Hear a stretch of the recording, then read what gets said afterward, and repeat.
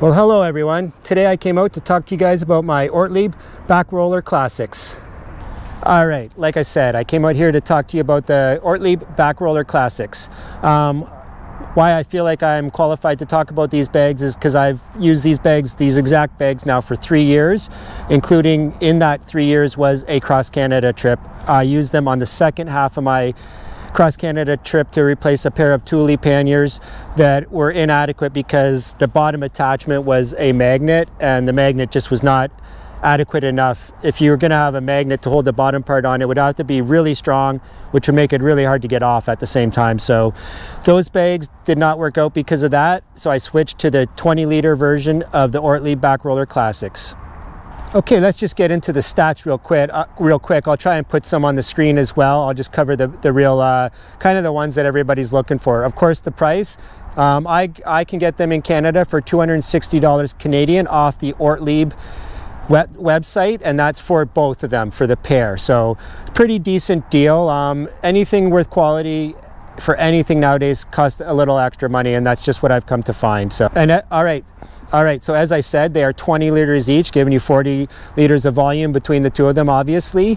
They are made out of a polyurethane coated polyester fabric, I think was what they were calling them. That's quite a mouthful to remember, so I hope I got that right. The attachment system they use is called the Quick Lock 2.1, and as you'll see, it's a very easy system. You can take them off with one hand.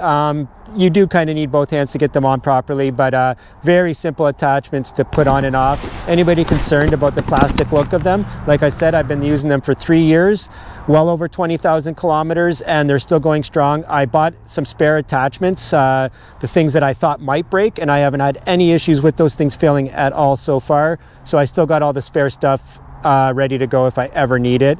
I have no doubt that after some point that they will fail, but I had a little issue with my trunk bag. There's a video for that. I'll put a link up here, or up here actually, sorry, where the bike fell over and the handle on the one side broke off.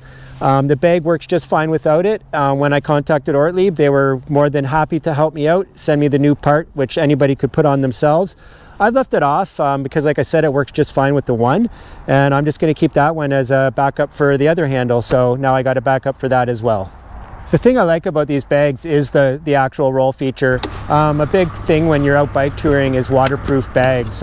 Me and Jacques, for example, in my Quebec tour this year, I'll put a link for that up here as well, we got caught in a really bad storm, tornado warnings, sideways winds and rain and all that stuff.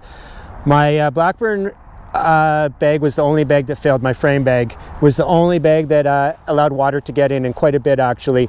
But the rear pannier bags, the front pannier bags, and the trunk bag, which are all Ortlieb, had no issues whatsoever. There was absolutely no water or moisture inside the bags at all. So like I was always saying, if you want to get what you pay for, and if you are looking for waterproof, the one brand that I can recommend with full confidence to people where I'm not going to be worried that they're going to ruin some camera equipment or something is Ortlieb. I know there's other good brands out there for sure, but like I said, as far as waterproof goes, I feel that Ortlieb is really second to none in that regards.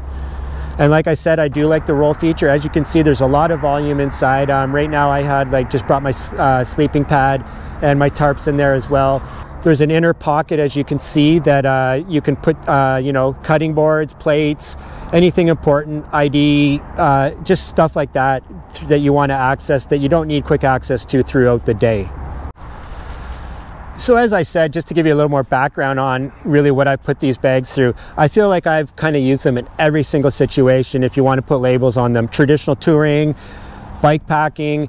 I've been on the Kettle Valley Rail Trail with them, which is pure mountain bike packing. Rough trails, the T Railway in Newfoundland, I rode many sections of that as well, as much as I could because of how rough it was, because of ATV action. But again, no issues with the bags whatsoever. They worked flawlessly for me the whole way. So would I recommend these bags? Yeah, I definitely would recommend these bags. There's really no reason why I can't. I really cannot say enough good things about them, to be honest with you. I guess if I had to put a star rating on them, I would probably give them a 4. I don't know why not a 5. There's a couple little aspects. If you hit something really hard, the bottom hooks will pop off. But I thought of a solution to fix that. I'm going to put 2 additional hooks, one on each bag. so that it can't slide forward or back or pop off. I will let you know how that works, but I'm actually pretty confident that that's going to be a good fix for that problem, which is the only problem I've ever had with them. The thing I like about the roll down bags is that it will allow you to overstuff them a bit. My front pannier bags, as I'll show you a picture of them, are the lid closure. So I find with the lid closures, there's only a certain point of overstuffing them that you can get to. Whereas with the back ones, you can overstuff them a lot more and just adjust the straps to make it work for you. So while you shouldn't overstuff your bags, I guess, and they roll better and close better when they're stuffed properly, according to like the company specifications. But truthfully, anybody that does any extended touring knows that there's just times where you have to overstuff your bags, whether it be when you get to the grocery store to put food in them or just some extra clothing. Really the food thing is the big one. You know, when you get to a grocery store and you're going to camp, you really need that extra room to put stuff in. And I find that the roll down pannier bags work really well for that. I had been thinking about getting some lid top rear pannier bags for the future, but I think I'm gonna, even if I get some new rear Ortlieb panniers, they will be the roll downs. One thing I wanted to talk about in this video was custom made bags. I had been looking at a couple brands. Rogue Panda was one of them, but for a custom made frame bag from Rogue Panda to ship to Canada would be almost $500.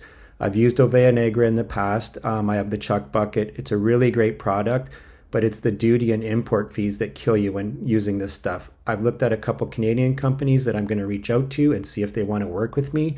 But if anybody has any connections or any info on Canadian companies that I could reach out to, please let me know. I'm very interested in the custom bag aspect. All right, well, I guess there's really not a heck of a lot more to say. I was really hesitant about making this review. I've pretty much reviewed all my other gear, and I've never really done the Back-Roller Classics on my rear panniers.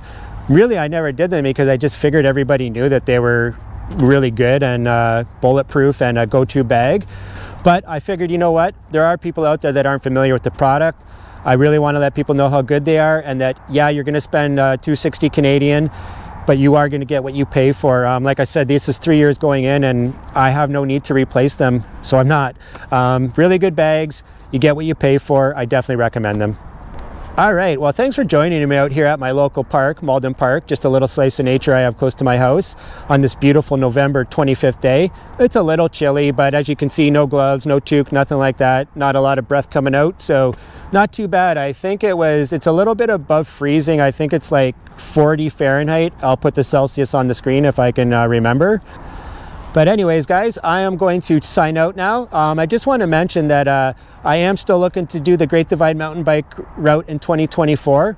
If you would like to help me out with that, I would really appreciate it if you could hit that join button, which is right below, right beside the subscribe button.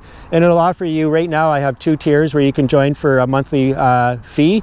And it just helps me save for this trip, buy new gear. The camera I'm filming on right now is actually a new camera. It's the new GoPro Hero 12. And all the gears I have now. So now I have 4 GoPro cameras, the DJI mic, as you can see, my drone, all that stuff, my phone that I use, everything. So it all breaks, it all wears out, and it gets lost, unfortunately, once in a while too, even stolen on a couple occasions. But yeah, if you'd like to help out with the cause for the channel and going through the Great Divide mountain bike route, please check out that join button. I'd really appreciate it. But anyways, let's wrap it up here. I hope you guys are all getting out there and doing something you love, and I'll see you in the next one. Cheers.